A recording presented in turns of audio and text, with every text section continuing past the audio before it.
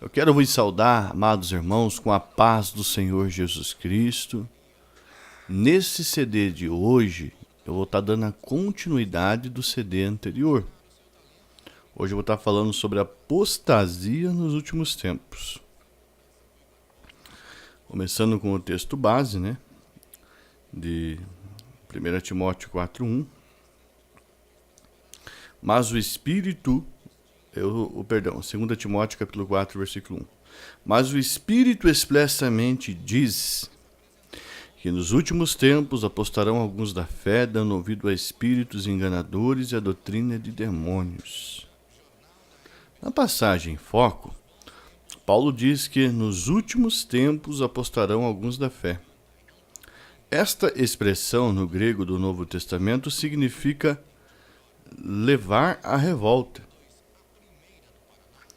Segunda versão, desviar. Quando usado o verbo aspistemi na voz transitiva, significa afastar-se. Significa afastar-se, retirar-se, apostar. Retirar-se, apostatar e etc. Este verbo significa rejeitar uma posição anterior, aderindo a posição diferente e contraditória. A primeira, perder a primeira fé, repelindo-a em favor de outra crença. Paulo afirma que isso pode se dar motivado por espíritos malignos, cuja atividade consiste em enganar aos homens, desviando-lhes a atenção para longe de Cristo. Era uma ideia muito comum no judaísmo que por detrás das práticas idólatras havia espíritos enganadores que prejudicavam os homens no relacionamento com o verdadeiro Deus e a verdadeira adoração. Esta deve ser uma das razões porque na atualidade já existem tantas fórmulas de engano, tantas seitas. De acordo com o Dr. C. Larkin, o mundo espiritual, uma condenação incondicional de Deus repousa sobre o espírito. Sua isca, através da qual ele atrai os que estão à sua disposição, é o interesse natural que a mente humana tem naquilo que está além da presente esfera da vida. Especialmente, esse interesse se reanima quando alguém da família morre. Por exemplo, um sinal dos tempos. Nos últimos dias, este sistema antigo tem se reanimado sobre o disfarce de investigação e sobre o patrocínio dos homens da ciência falsa. 1 Timóteo capítulo 6, versículo 20. Um afastamento especial da fé foi predito para os últimos dias da igreja na terra, como bem podemos detectar nas palavras do Espírito Santo que foram escritas por Paulo. Veja bem, preste atenção. O Espírito expressamente diz, olha, o grego nesta passagem diz lego, que significa falar, dizer, afirmar e etc.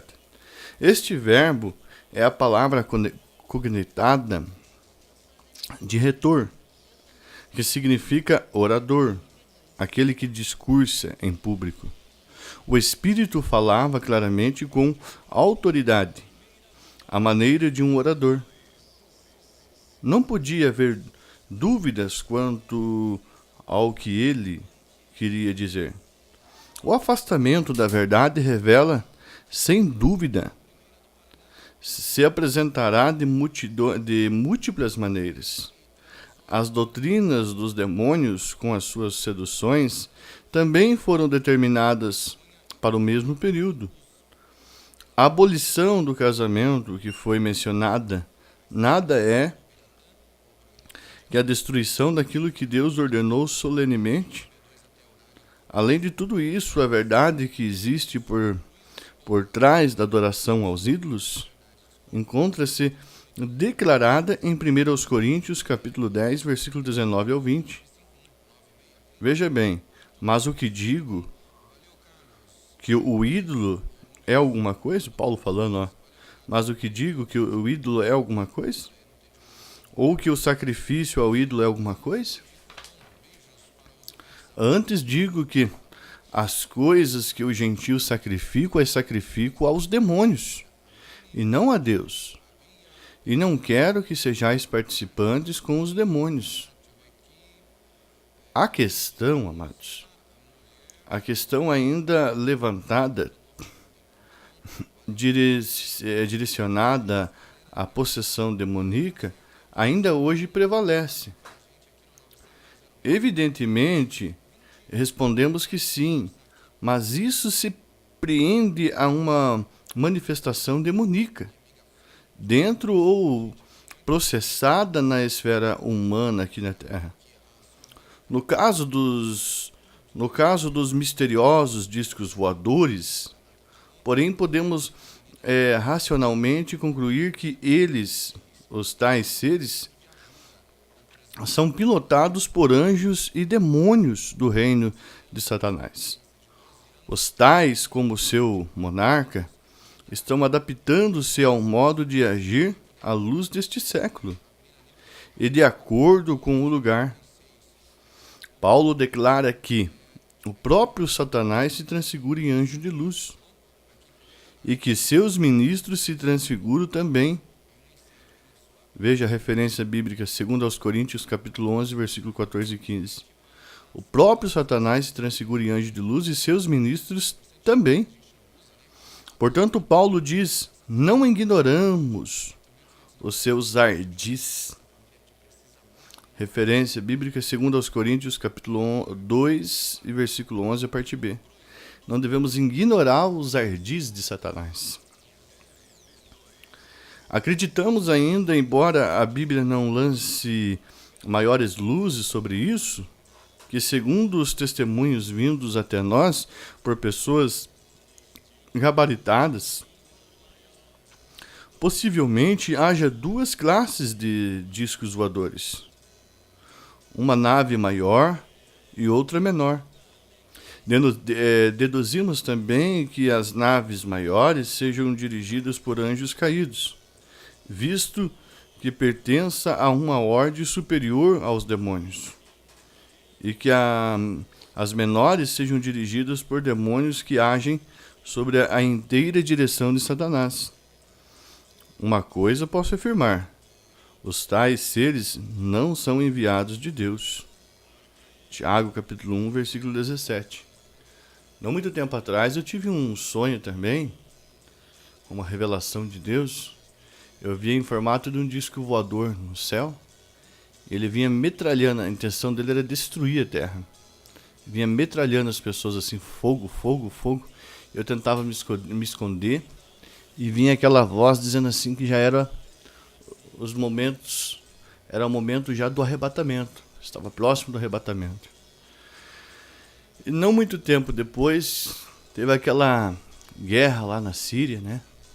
Os manifestantes lá que tentaram uma grande rebelião no país da Síria, até tanque de guerra atirando nos manifestantes. E eu comecei a analisar, falei assim, meu Deus, olha como Satanás tem dominado, tem destruído as pessoas. Eu lembrei daquele sonho que eu tive. E no sonho que eu tive era tipo um formato de uma nave espacial e uma voz que dizia yo, yo, yo e fogo. Destruindo as pessoas. Eu tentei me esconder num lugar assim. Eles tentavam procurar as pessoas para matar e destruir. Não que eu acredite em discos voadores, mas foi a experiência que eu tive. Também quero falar nesse estudo sobre os demônios, seres rebaixados. Um sobreponto aqui, seres rebaixados. As escrituras nos levam a entender que os demônios já pertenceram à classe angelical no passado. Porém, tudo indica que, na punição imposta pelo Criador, tiveram a sua posição rebaixada para uma segunda categoria. Eles são, entre aspas, espíritos, mas não são anjos. Atos 23, versículo 9. Por esta razão, eles não são portadores de corpos na ordem espiritual. E seu maior anseio e desejo ardente é a possessão de um corpo. Eles sempre têm em si tal tendência. Eles são constantemente encontrados assim, especialmente no Novo Testamento, e os demônios rogaram-lhe, dizendo: se nos expulsas, permite que nós entremos naquela manada de porcos. Falaram para Jesus. E ele disse: ide. E saindo eles, introduziram na manada dos porcos. Mateus capítulo 8, versículo 31 e 32 e a partir do versículo 32. Está evidente que eles não estão agora menos inclinados do que antes a entrar em um corpo e dominá-lo. A influência demoníaca, tal como a atividade de Satanás no presente século, tem duas motivações. Primeira, atrapalhar os propósitos de Deus para com a humanidade. Segunda, estender a autoridade de Satanás onde for possível.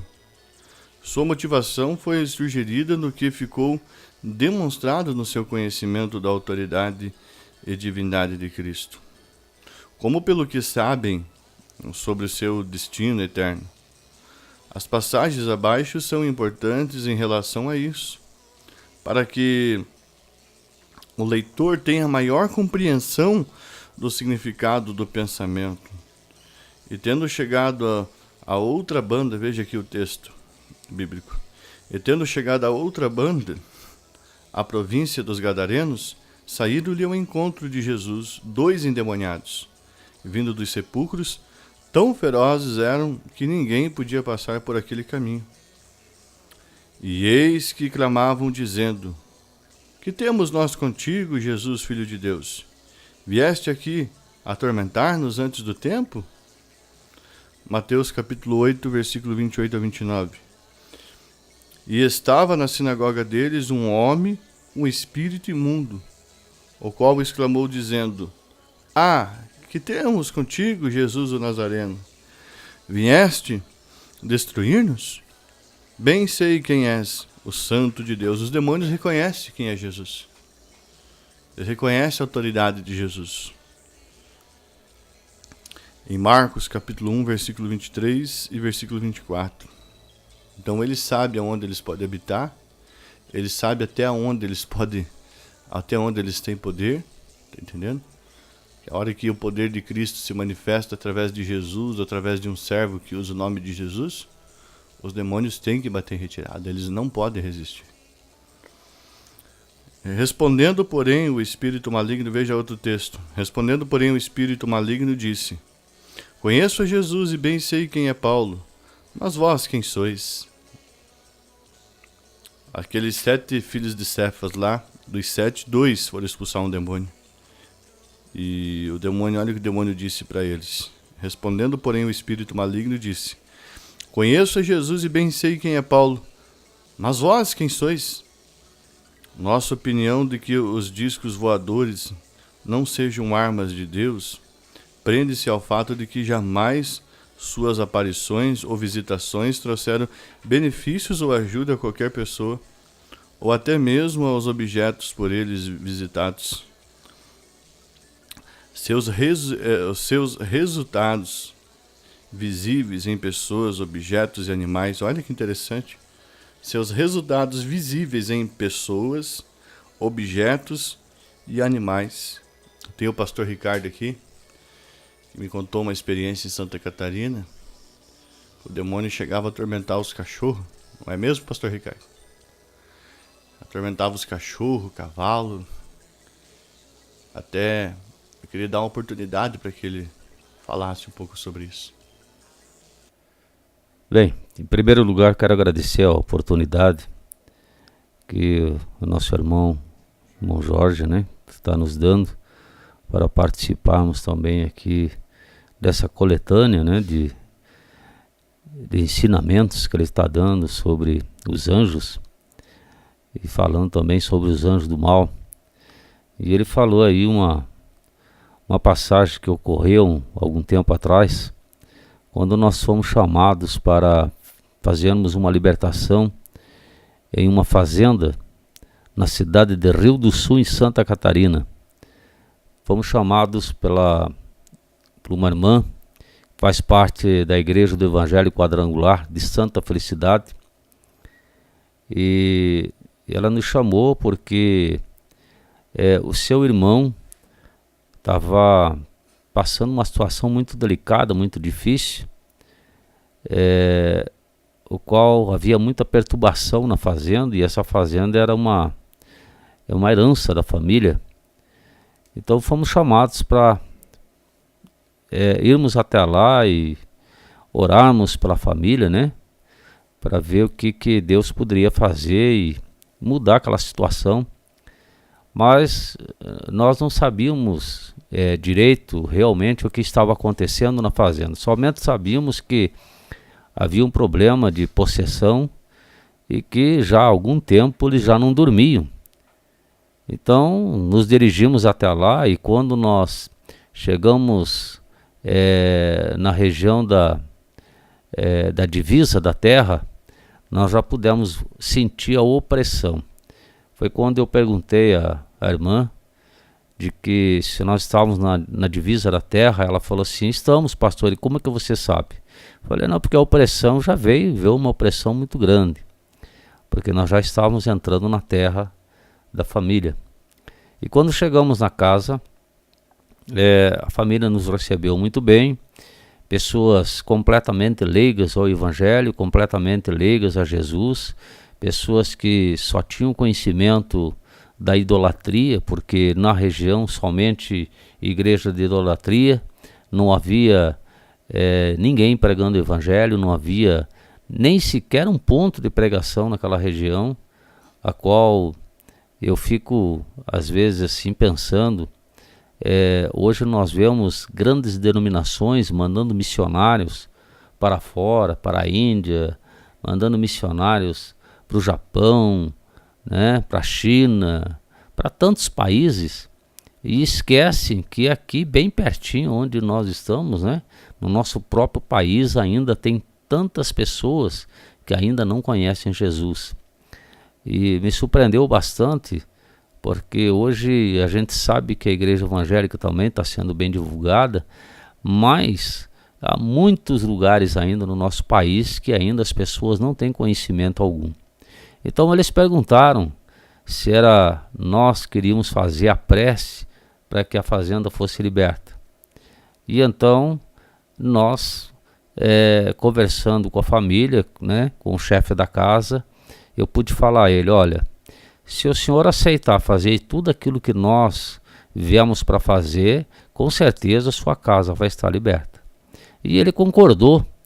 Então, em seguida, através daquilo que o Espírito Santo de Deus nos revelava naquele momento, eu pedi a ele que trouxesse uma pata de boi que ele tinha guardado em casa. E nesse momento começou uma choradeira muito grande dele. Ele era um homem muito grande, um alemão, um homem alto, forte, né? Foi até de assustar de ver um homem daquele porte físico chorando e dizendo: a minha pata não. E essa pata estava escondida em cima de um armário, bem guardada, e ele havia ganho de presente essa pata. Talvez quem está me ouvindo já tenha visto.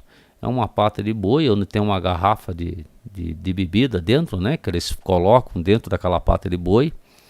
E ele ganhou essa pata de boi, e a partir do momento que ele ganhou, a vida deles não foi mais a mesma.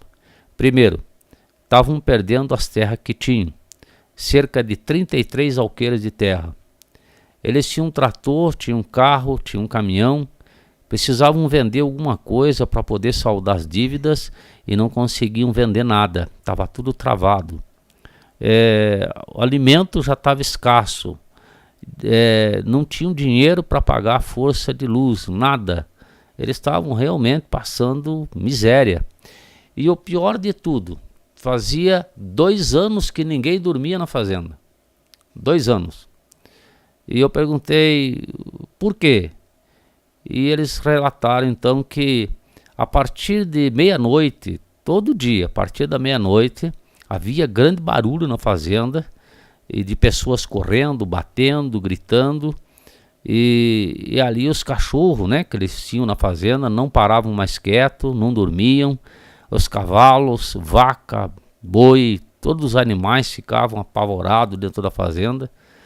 E então naquele dia nós pudemos falar um pouco de Jesus para eles, falamos um pouco da idolatria, o qual assustava bastante, né?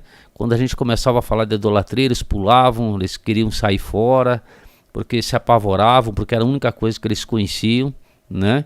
Então a gente procurava ir devagarzinho, falando aos poucos, parava quando via que eles ficavam meio nervosos, né? E assim nós fomos levando o dia todo. E quando ele trouxe aquela pata, nós tivemos até um trabalho para poder queimar essa pata, porque tínhamos que colocar óleo na pata. Aquilo é couro cru, podia ter queimado fácil, nós tínhamos que colocar óleo, orando para queimar, porque não queimava, o fogo pegava e não queimava, né? E ali oramos durante aquele dia, fizemos eles tomarem a terra nas mãos, um punhado de terra cada um, a família toda, o casal e as filhas, e oramos para que eles tomassem posse daquilo que era deles. Eles estranharam um pouco, mas concordaram em fazer, porque eles sabiam que a terra era deles já há 30 e poucos anos, né? Era uma herança, mas eles já haviam perdido pelos trabalhos feitos de feitiçaria, de macumbaria que havia sido feito sobre a vida deles. Os cachorros eram cachorros, desses cachorros grandes, cachorro perigosos, até brabos. Até ele me alertou, falou: pastor, não chega perto porque eles são brabos mesmo. E eu falei: não, mas hoje eles não vão morder ninguém, porque a partir de hoje eles vão dormir. E eu chamei os cachorros e pude colocar óleo sobre a cabeça deles e prometi a eles que em nome de Jesus eles iam dormir a partir daquele dia. E quando chegou a meia-noite, exatamente meia-noite, começou a correria fora da fazenda. Um griteiro, parecia que havia muitas pessoas gritando, batendo, batiam nas paredes, corriam. Os cachorros começaram a latir sem parar, pulavam como querendo pegar alguma coisa, os cavalos relinchando, o boi, a vaca, os animais em si, né? Aparecia inclusive os cavalos com a crina toda amarrada, toda trançada com um pedacinho de madeira, o rabo do cavalo, a cauda toda trançada, batida no galpão onde era guardado ali alguma coisa que eles colhiam, né? Pessoas gritando lá dentro, uma grande gritaria, e oramos por eles. E naquele momento Deus falou comigo de que nós deveríamos sair lá para fora e entrasse lá no meio daquele redemoinho, naquela correria. E lá nós saímos, e lá eu ergui a mão para o alto e determinei que no nome do Senhor Jesus Cristo, toda aquela legião de demônios que tinha tomado conta daquela fazenda batesse em retirada. E no momento que eu baixei o braço, a sensação e o barulho que houve, parecia que uns 100 cavalos estavam correndo ao mesmo tempo. E eles saíram correndo daquela fazenda, e quando chegaram na porteira da fazenda, houve um estrondo muito grande que chegou a chacoalhar a casa onde nós estávamos. Coisa que eles ficaram arrepiados de ver aquilo. E então, voltamos para dentro da casa e, conversando com a família, eles comentaram de que o que estava também enlouquecendo a eles era a visita do pai. Que o pai vinha para tomar café, vinha para almoçar, jantar. E eu perguntei a eles: mas qual é o problema do pai vir tomar um café, almoçar? Ele falou: pastor, faz 15 anos que meu pai morreu. 15 anos que o pai é falecido. Então naquele dia, naquela noite, foi uma batalha muito grande para nós. Por quê? Porque acalmou o barulho lá fora. Acalmou, os cachorros começaram a dormir. Mas a perturbação ainda estava dentro da casa. Os demônios agiam dentro da casa ainda. No momento que nós fomos para dormir, aonde estava dormindo a irmã, essa que nos levou, e uma pastora que havia ido junto, umas horas da madrugada, nós pudemos ver aquele barulho, né? Elas conversando e falando alto. A cama levitou numa altura de 1 metro do chão. As duas estavam dormindo naquela cama. E eu posso dizer que nenhuma delas era de corpo leve, não. Uma delas deveria pesar mais ou menos uns 140 quilos, irmão. E a outra perto disto. Então, só para vocês terem uma noção, né? Quando eu fui tomar banho, depois que acalmou tudo a fazenda, eu fui tomar banho, entrei no banheiro, e quando eu vou pegar o sabonete, eu tive a sensação de que uma mão também tinha pego o sabonete junto comigo. E eu achei, não, eu acho que estou vendo alguma coisa estranha, né? Alguma coisa, o cansaço. E quando eu fui levar a mão para pegar o shampoo, materializou-se Zé Pilintra, que é um demônio que mora nas fossas, o responsável por todo tipo de vício, tanto de droga, como de bebida, como de qualquer tipo de vício, de jogo, qualquer tipo de que se envolva vício, ele está no meio. E é claro que ali ele reinava, porque essa família plantava fumo, então era o território dele, né? E ali nós pudemos expulsá-lo, mandá-lo embora. E naquela noite foi uma noite terrível, porque os demônios vinham na janela, batiam na janela, incomodaram a noite toda. E no outro dia pela manhã, eles nos convidaram para fazer visita aos vizinhos, às fazendas vizinhas. Eles queriam ver, porque eles já estavam assustados por aquilo que eles tinham presenciado na noite. E queriam ver se Deus fazia mais alguma coisa. Porque os vizinhos todos lá naquela região havia problemas sérios, né? E ali nós pudemos visitar alguns vizinhos. Visitamos uma pessoa, um homem, no moinho de trigo, de farinha, que quando nós chegamos à casa, no moinho, ele estava amarrando a perna na pedra do moinho para moer a perna de dor, porque ele não conseguia mais suportar a dor da perna. E nós pudemos orar por esse homem, Deus curou esse homem imediatamente. Um homem que andava praticamente de 4, porque ele teve um problema sério na coluna e ele não podia mais ficar em pé. Ele morava naquela casa, era parente da família, trabalhava naquele moinho e ali então já não conseguia mais fazer mais nada, porque ele andava de 4, como uma criança quando está gatinhando. E nós oramos e repreendemos Preto Velho que estava grudado nas costas dele. E ele pôde ficar em pé imediatamente. E ainda ele brincou conosco: pastor, se eu realmente estou curado, posso voltar a fazer o meu trabalho? E eu perguntei: que trabalho você fazia? Ele falou assim: eu carregava o caminhão com um saco de trigo com a maior facilidade. E hoje eu enchia o trator e levava e carregava o caminhão. Eu falei: então pode voltar a fazer. E ele voltou a fazer imediatamente, porque Deus havia curado. Como o nosso espaço de tempo é pouco, mas eu gostaria de relatar mais algumas coisas. Uma moça, o bom Jorge aqui está me pedindo para relatar sobre a moça que queria matar o filho, um menino de 1 ano. E esse menino tinha, quando nós chegamos na casa, o menino manifestou de uma tal maneira que não tinha o que segurasse aquele menino. Tivemos que fazer a oração de libertação por ele e depois pela menina, pela mãe. Fizemos a libertação na mãe e no filho. E depois deles libertos, nós perguntamos a ela o que fazia com que ela se aproximasse do filho com tanto ódio ao ponto de querer matar o próprio filho. E ela dizia: aquela imagem de idolatria ali me induz a isso. E ela tinha um altar na sala. A sala dela era um altar. Então nós pudemos, com jeito, com direção de Deus, nós conseguimos tirar aquela imagem, escultura que ela tinha na sala.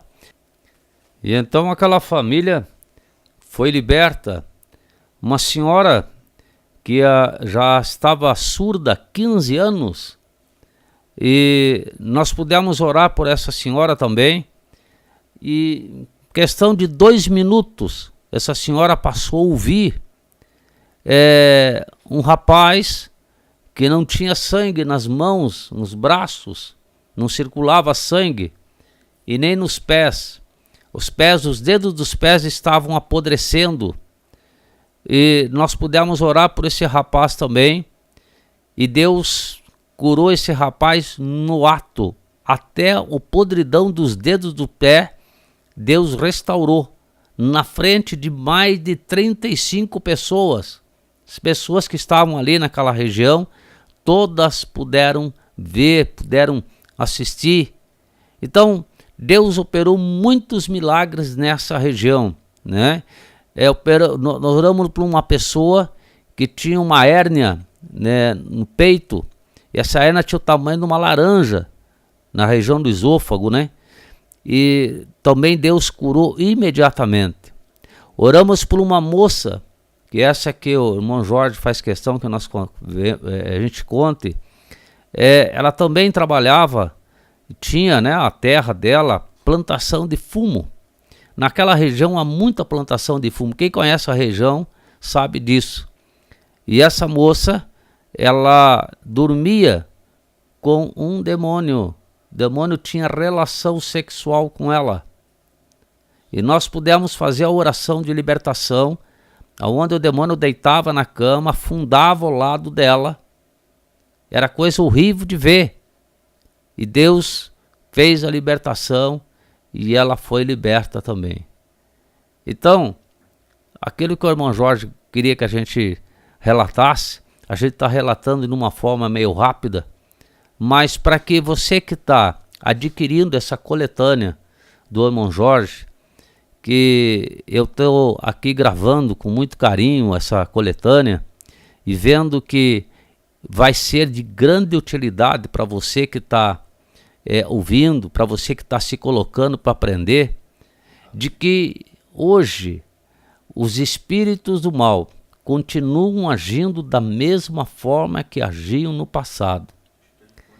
E hoje, você que é um cristão, você que serve a Deus, não se iluda só porque você está numa igreja.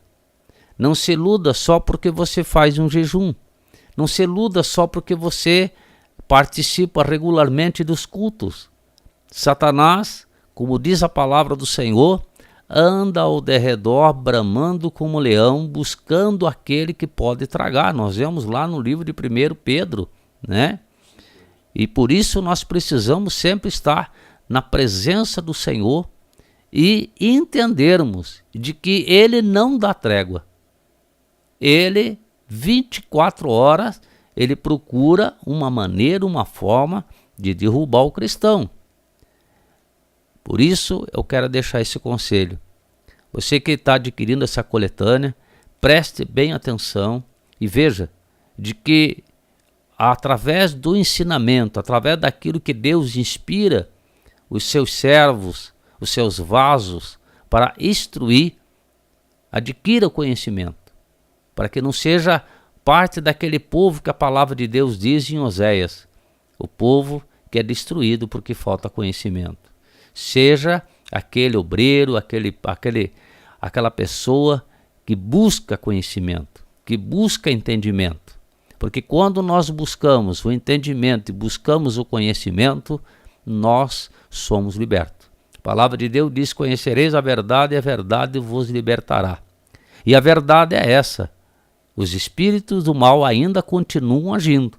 Agem nos animais, agem nas pessoas, agem dentro das igrejas, agem dentro das empresas, agem em todos os lugares. Satanás, ele sempre está procurando colocar os seus anjos malignos em todos os lugares. Príncipes, né, que nós conhecemos como os principados, para comandar cidades, para comandar prefeituras, para comandar estados, para comandar países, para comandar empresas, para comandar inclusive igrejas. E de repente você que é cristão e diz assim, mas como uma igreja evangélica que é comandada por espíritos imundos? Olha, está hoje, nos dias de hoje, é o que mais acontece. Já acontecia isso no passado e hoje continua acontecendo. Igrejas hoje que só tem a placa, só tem aparência, tem tudo de igreja. Tem banco de igreja, tem um púlpito de igreja, tem um altar de igreja, tem um povo de igreja, tem até um pastor de igreja, mas não é a igreja. É importante você estar sempre alerta, porque a palavra de Deus diz, provai os espíritos, provai aqueles que realmente estão fazendo a obra do Senhor. Porque hoje muitos fazem aquilo que o Senhor nos alertou. Dizem, Senhor, Senhor, mas não fazem o que o Senhor manda. Eu quero agradecer essa oportunidade ao irmão Jorge e quero desejar ao irmão Jorge que essa coletânea seja uma coletânea realmente de grande valia, né, para aqueles que estão adquirindo. O irmão Jorge está querendo que a gente deixe o nosso telefone, né? Caso alguém necessite ou queira nos conhecer o nosso trabalho, vou deixar aqui o telefone fixo e vou deixar também o nosso celular. O telefone fixo é 041 3666 7766. E também temos o celular também 041 9994 5292. O meu nome é pastor Ricardo Dias, sou pastor da Igreja Revelação da Arca de Jesus Cristo e, à medida possível, a gente está pronto para atender a todos. Obrigado pela oportunidade, irmão Jorge, que Deus te abençoe nesse trabalho, porque eu tenho certeza que é pela vontade do Senhor que você está agindo dessa maneira. Pois bem, amado, você ouviu a participação do pastor Ricardo, de grande valia, né? As suas experiências aí. Ele é um homem de Deus que trabalha só na área da libertação. Ele deixou seus contatos ali. Entre em contato com ele. Você viu como os demônios agem, né? Em animais, em objetos. Se esconde atrás dos ídolos, né? Tem pessoas que estão com certas enfermidades que estão incorporadas em demônio. Por exemplo, surdez, cegueira e etc. Eu quero dar continuidade aqui. Também eu quero falar sobre os seus resultados visíveis em pessoas, objetos, animais, água, floresta, solo, ar e etc. Sempre tem produzido efeitos nocivos. Daí vem a dedução de que não sejam agentes de Deus, como são os anjos bons, cuja missão e natureza é espíritos ministradores, enviado para servir a favor daqueles que hão de herdar a salvação. Hebreus capítulo 1, versículo 14, a parte B. E sim, agentes do dragão vermelho, que durante o reinado sombrio do anticristo serão utilizados em suas conquistas, das mais de 140 formas que já foram presenciadas por testemunhas em todo o mundo. Todas elas, sem exceção, inspiram cisma e extremos terror. O anticristo, o homem do pecado, sabe que Deus dispõe de uma força angelical de combate. Salmo 68, versículo 17. E Apocalipse 12, versículo 7. O qual será colocado à disposição do seu ungido. E até nisso ele procurará imitar a Cristo, o ungido do Senhor. Segundo vaticínio de passagens escatológicas, o que ele fará ali já existe prenúncios na atualidade. Portanto, não é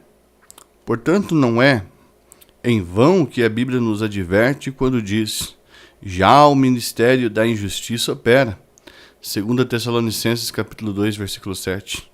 Com efeito, esta figura sombria do anticristo contará com o apoio de forças sobrenaturais do mundo exterior. Dele está escrito: até o fogo faz descer do céu a terra. Apocalipse 13, versículo 13. Olha os sinais que o capeta vai fazer. Até fogo faz descer do céu a terra. Necessariamente, portanto, seus agentes são as hostes espirituais da maldade nos lugares celestiais.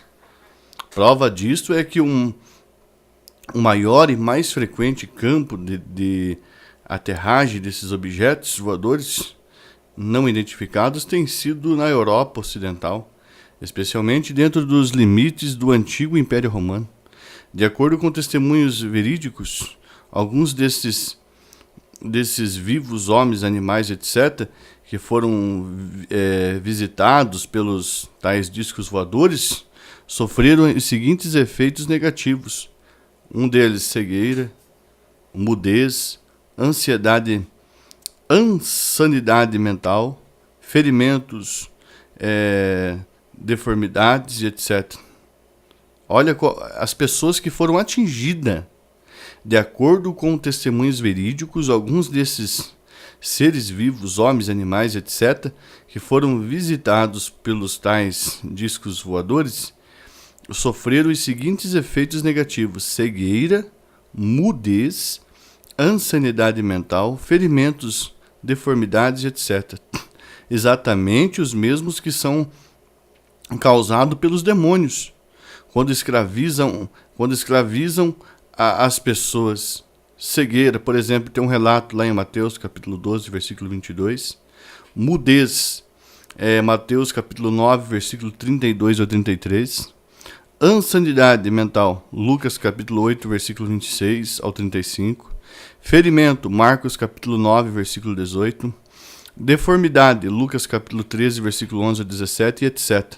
Há, portanto, uma solene realidade neste campo conjuntivo de passagens bíblicas, especialmente aquelas que dizem respeito ao fim desta presente era e à introdução do mundo vindouro. Representa a introdução de espíritos decaídos no mundo sensível. Tal instrução é natural, uma vez que Satanás é aquele que colocou o mundo no atual estado. O juízo destes seres. Porque Deus, veja bem, o juízo destes seres vão ser julgados, vão ser condenados? Sim. Veja bem, exemplos bíblicos. Porque se Deus não perdoou aos anjos que pecaram, mas o havendo-os lançado no inferno, os entregou às cadeias da escuridão, ficando reservados para o juízo. 2 Pedro capítulo 2, versículo 4. No contexto de Judas, na epístola de Judas, versículo 6, lemos: e aos anjos que não guardaram o seu principado, mas deixaram a sua própria habitação, reservou na escuridão, em prisões eternas, até o juízo daquele grande dia. As expressões de Pedro e Judas, e até o juízo daquele grande dia, ou o seu equivalente, determinam o grande dia em que Deus há de julgar as suas criaturas. Aquele dia é o dia mais importante de todos. É o dia decisivo da sorte eterna. Temos aqui uma expressão rabínica que indica o julgamento final.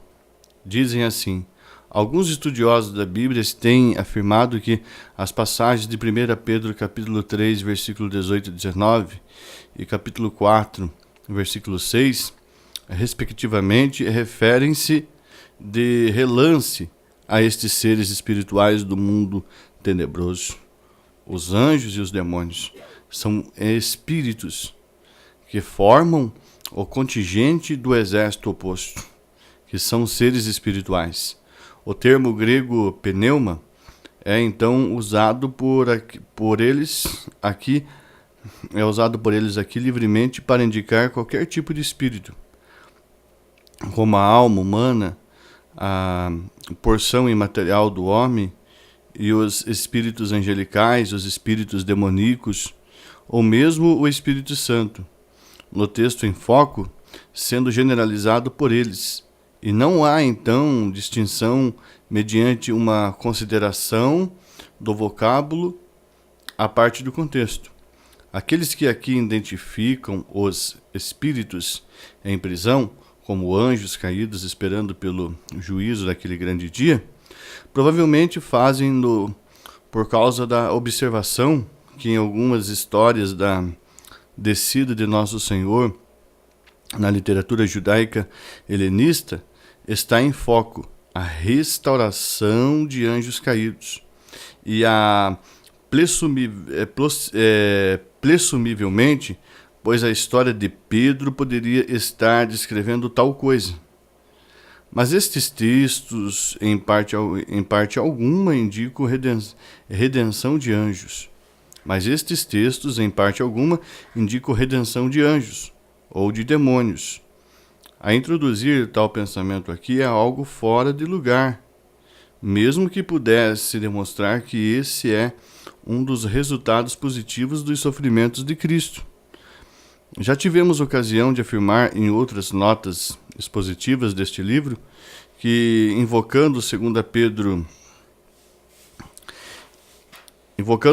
Pedro capítulo 2, versículo 4, jamais haverá redenção da parte de Deus, e nem da parte de ninguém para os anjos decaídos.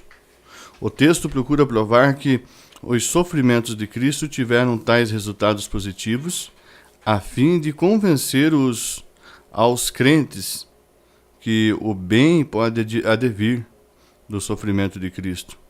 Se o nosso é baseado nele, e nele podemos então ter confiança nele. O pensamento que a descida de Cristo ao Hades foi boa, de algum modo, não deve ter sido ruim para os aliviar de sofrimento humano. Seria um argumento mais lógico do que dizer que isso teria sido destinado aos anjos caídos. As passagens, portanto, de 1 Pedro capítulo 3, versículo 18 e capítulo 4, versículo 6, afastam totalmente as possibilidades de que tais seres sejam os anjos caídos. Cristo pregou aos mortos, capítulo 4, versículo 6.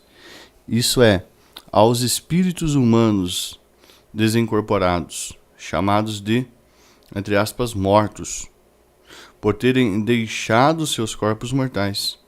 O termo, entre aspas, mortos, na presente seção, jamais poderia ser aplicado a anjos caídos. Portanto, sem sombra de dúvida, estes seres estão, de fato, reservados para o juízo. Com certeza.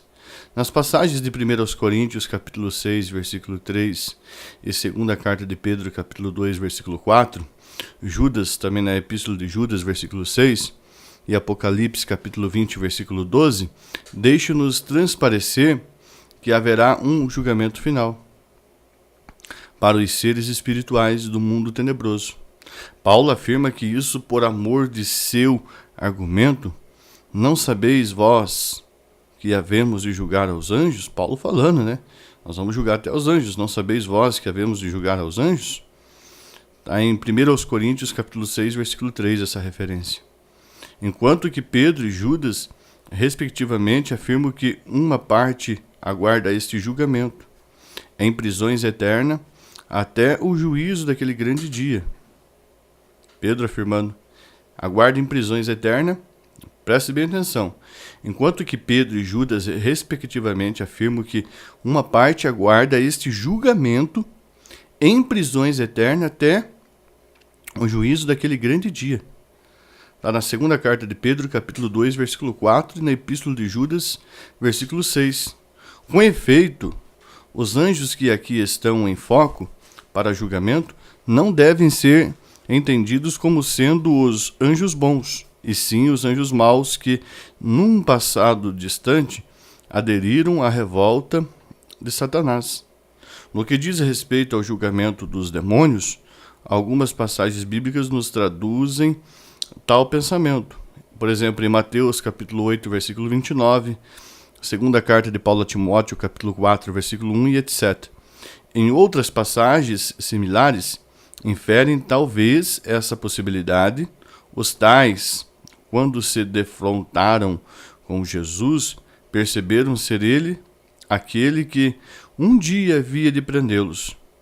Jesus, o Filho de Deus, vieste aqui na terra atormentar-nos antes do tempo. Observe bem o texto que os demônios, a legião de demônios falou para Jesus. Jesus, Filho de Deus, vieste aqui na terra atormentar-nos antes do juízo ou antes do tempo? Em Mateus capítulo 8, versículo 29, a parte B. Acreditamos que em Apocalipse capítulo 20, versículo 12, fica subentendido no expressivo: viu os mortos grandes, que seria os anjos e demônios, pequenos os homens, que estavam diante do trono. O julgamento dos tais espíritos, só unicamente o diabo não comparecerá ali. Pois bem, veja bem, João 16 e 11 diz que o príncipe desse mundo já está condenado. Também quero falar sobre a nossa luta. Você sabe que sempre estamos em combate espiritual. Contra quem devemos lutar? Contra o nosso vizinho, contra o nosso irmão, contra a vizinha, contra o irmão que não te saudou com a paz do Senhor? Não. Tem irmãos que não participam de Santa Ceia, brigam com o vizinho, quer descer lá, quer brigar no trânsito, dar porrada, um monte de coisa. A luta não é contra carne e sangue, não, irmão. Veja bem contra quem que é a nossa luta. O apóstolo Paulo, em outros escritos, o apóstolo Paulo e outros escritores do Novo Testamento afirma que vivemos num mundo espiritual em que se movimenta milhões de seres hostes, tanto a Deus como aos seus santos. Em vários de seus elementos doutrinários, Paulo nos adverte dizendo que estamos em meio a uma grande tempestade que se arma a fim de intensificar a batalha entre o bem e o mal. Ele via através do Espírito Santo que o firmamento se ennegrecia e já podia ouvir o choque de exércitos hostes ante a aproximação dos exércitos divinos em defesa do céu. Então Paulo conclama as forças de Deus e se posiciona. Então Paulo conclama as forças de Deus a se posicionarem para tal batalha. Veja bem o que ele recomenda aqui. Porque não temos que lutar contra carne e sangue, mas sim contra os principados, contra as potestades, contra os príncipes das trevas deste século, contra as hostes espirituais da maldade nos lugares celestiais. Portanto, ele diz assim, olha, tomai toda a armadura de Deus, para que possais resistir. Efésios capítulo 6, versículo 12 e 13, a parte A do versículo 13. A posição dos poderes das trevas, a vontade e as forças divinas é presenciada desde o Antigo Testamento. Veja aqui, Daniel, um profeta do cativeiro babilônico, descreve isso em seu livro. Mas o príncipe do reino da Pérsia se pôs defronte de mim 21 dias, e eis que Miguel, um dos primeiros príncipes, veio para ajudar-me, e eu fiquei ali com os reis da Pérsia. Daniel capítulo 10, versículo 13. Devemos ter presente nesta sessão, quatro pontos importantes. Primeiro, esse príncipe opositor do mensageiro celeste não era simplesmente o rei da Pérsia ou qualquer outro oficial na terra, porque o anjo não pode vencê-lo sem o auxílio do arcanjo Miguel, o anjo guerreiro da vasta expansão celestial, o arcanjo Miguel. 1 Tessalonicenses capítulo 4, versículo 16, Epístola de Judas, versículo 9, Apocalipse capítulo 12, versículo 7. As aparições do arcanjo Miguel. Segunda suposição, como Deus tem anjos ao seu dispor, também Satanás os tem. Mateus 25, versículo 41, Apocalipse 12, versículo 7. Seu exército de combate é o que Paulo chama de, entre aspas, forças espirituais da maldade. No grego, temos, portanto, a palavra pneumatikos, acompanhada de mal, o que dá a entender seres espirituais malignos. O que fica entendido é que esses seres são tão numerosos que tornam o poder de Satanás muito extenso. Terceira suposição: os filhos de Deus na presente era têm de lutar não contra a carne e sangue, isso é, forças visíveis, mas contra as hostes de anjos e demônios iníquos que se infestam na atmosfera terrestre, a parte da celestial, que se esferam na atmosfera terrestre e parte da celestial. Esses elevados poderes das trevas são chefiados por Satanás. Quarta suposição: não se pode vencer tais seres invisíveis com armas humanas, segundo aos Coríntios, capítulo 10, versículo 4. Essas forças são forças espirituais, são forças do mal que só podem ser enfrentadas por uma força superior, o Espírito de Deus. Fora disso, tudo fracassa. Daniel teve a resposta de sua oração interceptada por um desses poderes, por 21 dias, Daniel capítulo 10, versículo 2. Embora ela tivesse saído de Deus, desde o primeiro dia, Daniel capítulo 10, versículo 12. Essa deve ser uma das demoras em que muitas de nossas orações parece que não estão sendo atendidas. Abacuque capítulo 2, versículo 3 e Lucas capítulo 22, versículo 41 e 45. Apocalipse capítulo 6, versículo 10 e 11, etc. Já no fim, no capítulo 10 do seu livro, Daniel recebe uma extraordinária revelação de como tanto os anjos quanto os seres humanos estão profundamente envolvidos numa só luta, pelejando lado a lado contra os mesmos inimigos. Além disso, as hostes celestes precisam do apoio de Deus para suas grandes conquistas. Tudo isso nos revela que, além de mensageiros, os anjos são patronos e guardiões de comunidades e nações aqui na Terra. Já vimos o anjo Gabriel com uma solicitude especial para com Daniel.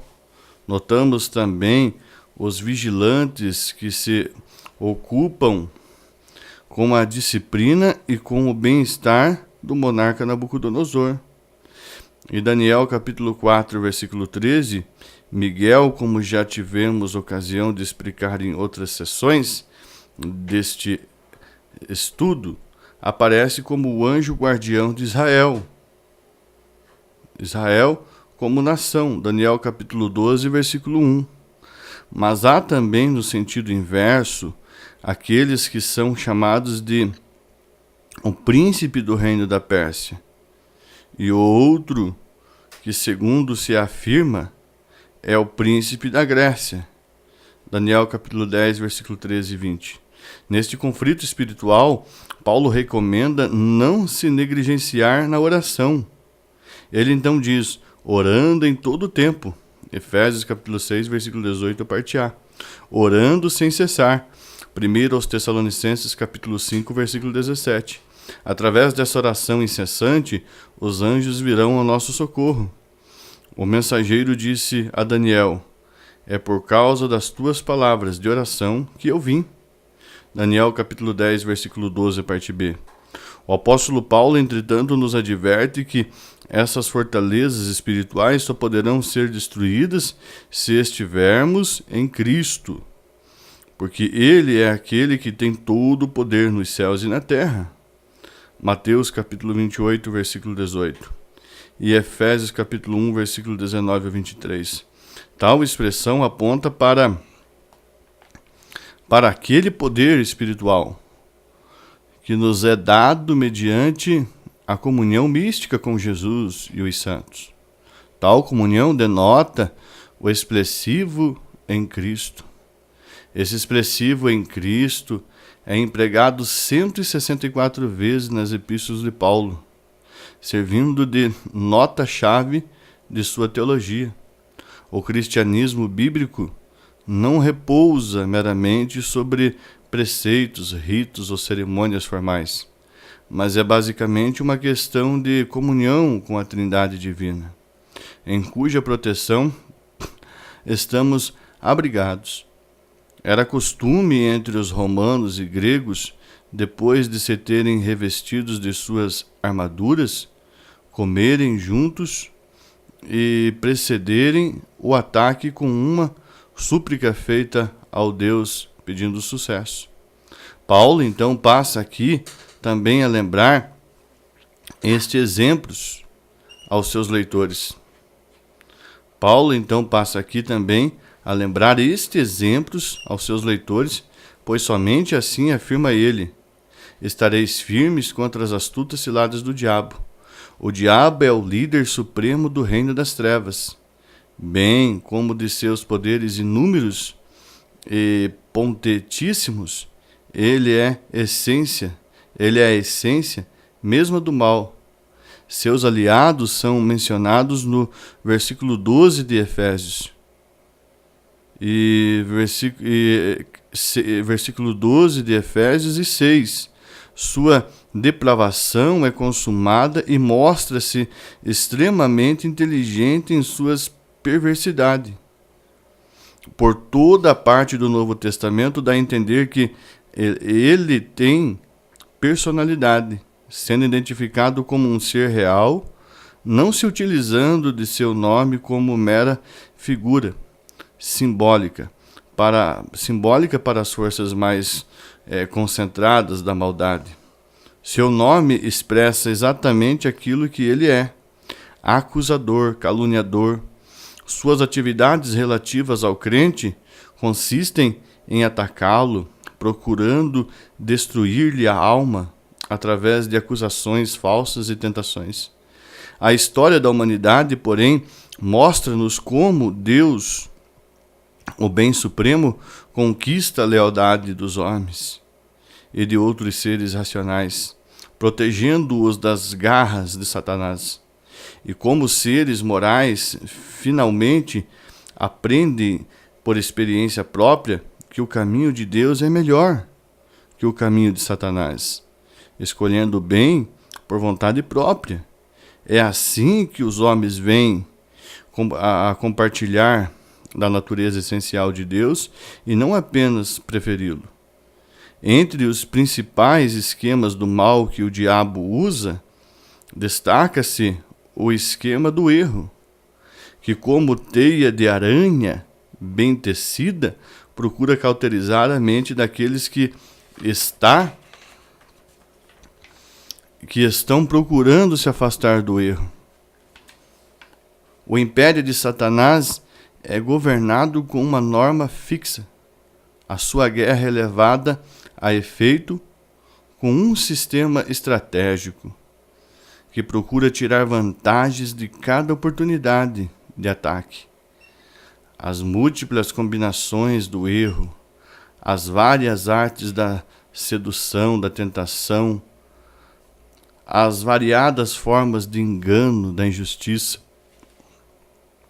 constituem as ciladas do diabo.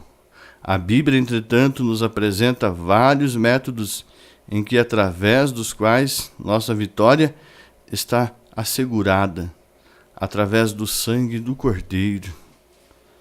Nossa vitória está assegurada através do sangue do Cordeiro. Apocalipse 12, versículo 11, a parte A. Da nossa fé, primeira carta de João, capítulo 5, versículo 4, a parte B. Do testemunho de Cristo, Apocalipse 12, versículo 11. Pelo novo nascimento, João capítulo 3, versículo 7, a parte B. E primeira carta de João, capítulo 5, versículo 4. De Deus mesmo, Romanos 8, versículo 37. É Ele, portanto, que sempre nos faz triunfar em Cristo. Segundo aos Coríntios, capítulo 2, versículo 14. Pois bem, amados, o tempo é escasso, né? Quero também falar sobre nossa vitória. Eu falei, né, amados, sobre como vencer o diabo, né? Nosso inimigo declarado. Também quero falar sobre a nossa vitória. Somente em Cristo e por Cristo é que a nossa vitória estará assegurada. Cristo nos faz triunfar porque Ele é vitorioso em tudo quanto é e faz. Ele é o leão da tribo de Judá, a raiz de Davi que venceu. Apocalipse 5, versículo 5. Cristo é vencedor por vários motivos. Primeiro, através do seu ofício real. Segundo, através de sua descendência real como filho de Davi, segundo a carne, Romanos 1, versículo 3. Terceiro, através do seu supremo poder pessoal inerente, na qualidade de leão da tribo de Judá, Apocalipse 5, versículo 5. Quarto, através do equilíbrio de seu caráter. Quinto, através de sua missão terrena que foi completada, incluindo a expiação. Essa grande vitória de Cristo é abrangente e universal. Nossa vitória através de Cristo, amados, não se prende à luta física, pois necessariamente, se assim fosse, seria então fracasso e na vitória. Seria fracasso e não vitória. Um dos maiores e mais habilidosos vultos do passado foi Alexandre Magno. Ele conquistou pelas forças e brutalidade do Império Medo-Persa e reinou com grande poder. Daniel capítulo 8, versículo 3 e 4. Alexandre foi de fato um guerreiro habilidoso dentro do contexto humano, porém tudo quanto fez e conquistou foi derramando sangue dos outros pela sua ferina espada. Ele foi, portanto, a antítese e oposição entre as palavras ou ideias do verdadeiro Cristo que tudo quanto fez e conquistou foi derramando o seu próprio sangue, manifestando o seu grande amor. Há, portanto, um negativismo da parte de Alexandre e um positivismo da parte de Cristo, à luz de cada contexto, quando os dois são confrontados. O primeiro exemplifica o homem carnal, o segundo, porém, exemplifica a confiança total em Deus. Observemos, portanto, o caráter negativo de Alexandre e o caráter positivo de Cristo. Jesus e Alexandre morreram aos 33 anos. Um deles viveu para si mesmo e o outro por mim e por você. O grego morreu num trono, o judeu morreu numa cruz. A vida de um foi triunfante aparentemente, na do outro uma derrota aparentemente. Um deles comandou um imenso exército armado. O outro teve apenas um pequeno grupo desarmado. Um derramou sangue alheio, sem piedade, e o outro derramou seu próprio sangue, e o derramou por amor ao mundo. Alexandre conquistou o mundo em vida. Jesus perdeu a sua vida para ganhar vida para os seus seguidores. Um morreu na Babilônia, o outro morreu no Calvário. Um conquistou tudo para si, e o outro a si mesmo se deu. Alexandre, enquanto viveu, conquistou todos os tronos. Jesus, na morte e na vida, conquistou o trono de glória. Um deles, sendo servo, se fez Deus, e o outro, sendo Deus, se fez servo. Filipenses capítulo 2, versículos 6 ao 7. Um deles ganhou um grande nome, Alexandre, e o outro um nome que é sobre todo nome, Jesus. Filipenses capítulo 2, versículo 9. Um deles viveu para gloriar-se, e o outro para abençoar. Quando o grego morreu, seu trono conquistado pela espada ruiu para sempre. Jesus, quando morreu, ganhou o trono que permanece para sempre. Salmo de número 93, versículo 2. O grego fez de todos escravos, Os judeus, o grego fez de todos escravos, o judeu a todos que o aceitaram ou o aceitam, liberta da escravidão do pecado. João capítulo 8, versículo 32 ao 36. João 8, 32 diz: conhecereis a verdade vos libertará. E se o Filho vos libertar, verdadeiramente sereis livres. Um deles construiu um trono forrado de sangue, o outro edificou o seu com amor. Um deles veio da terra e é terreno, 1 Coríntios 15, 47. O outro veio do céu e é celestial, 1 Coríntios 15, versículo 47 ao 49. O grego morreu para sempre, e o judeu para sempre vive. Perde tudo aquele que só recebe, e tudo ganha aquele que sempre dá. Para que tenhamos vitória total em nossas vidas, precisamos nos esvaziar de tudo o que se opõe à vontade expressa de Cristo. Devemos também renunciar tudo o que impede de vivermos mais perto de Deus. Jesus disse: se alguém quer vir após mim, negue-se a si mesmo. Tome a sua cruz a cada dia e siga-me. Lucas 9, versículo 23. Fique essas palavras aos vossos corações, amados ouvintes. Que essa coletânea de estudo bíblico seja de grande edificação para a tua vida. Também quero, na finalização deste último CD, deixar os meus agradecimentos a todos que vão fazer o uso dessa coletânea, que vão ouvir, que vão participar, que você possa enriquecer em conhecimento e possa saber que existem as forças do mal, mas também existem as forças do bem, e que o anjo do Senhor acampa ao redor dos que o temem, os guarda e os livra do mal. Temos anjos ao nosso dispor. Eu também quero deixar meus contatos, meus telefones, caso alguém queira nos convidar para conferência, estudo bíblico, congressos, palestras e etc. Vai estar também na capa do CD os telefones, o número da conta. Mas eu também quero estar ressaltando aqui. São 2 telefones TIM. O primeiro deles o operador é 41, o número é 9825 2803. 9825 2803.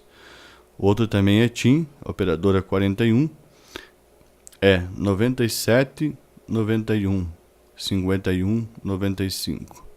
97 91 51 95. O número da minha conta, ao qual você pode fazer o depósito em qualquer lotérica, é o 3510 013 00000 4 ou 4815. É 3510 013 000, uma sequência de 5 zeros, 4815. E também vai estar na capa do CD. Qualquer dúvida, olhe na capa do CD. Você empresário, você, irmão, que tem vontade de ajudar a obra de Deus, ajude esse ministério ainda a profeta. Invista em quem realmente quer fazer a obra de Deus. Há muitos mercenários pelo mundo, mas faça não aquilo que vai te faltar. Você que pode ajudar com R$10, com R$20, com R$100, com R$1.000. Entre em contato conosco. Eu não posso te retribuir, mas você que der uma oferta de um valor assim um valor de R$20, de R$50, a gente vai estar abençoando você com alguma coisa. E se eu não puder te dar nada, porque às vezes a gente precisa de ajuda, eu vou estar orando por vocês. E sei que meu Deus, segundo as suas riquezas, é poderoso para te abençoar em tudo. Eu peço também, eu quero dar a bênção apostólica, você que está me ouvindo, abre a tua mão agora. Bênção apostólica baseada em 2 Coríntios, capítulo 13, versículo 13. Que a graça do Senhor Jesus Cristo e que o grande amor de Deus e a comunhão do Espírito Santo seja com todos vocês. e que o Espírito Santo de Deus possa vos dar muita sabedoria e entendimento. A Bíblia diz em Tiago 1,5: quem tem falta de sabedoria, peça a Deus, que a todos dá, e não lance em rosto. Lucas 24:45, Jesus abriu a mente dos discípulos para que entendesse as Escrituras. Você que vai nos ajudar, que vai depositar a tua oferta, eu creio que Deus vai estar te recompensando. Entre em contato conosco, fale conosco, vai estar o número o endereço do nosso Facebook, os telefones para contato. Eu também esqueci de deixar um outro telefone, mas vai estar na capa do CD. Deus abençoe a todos em nome de Jesus. Amém.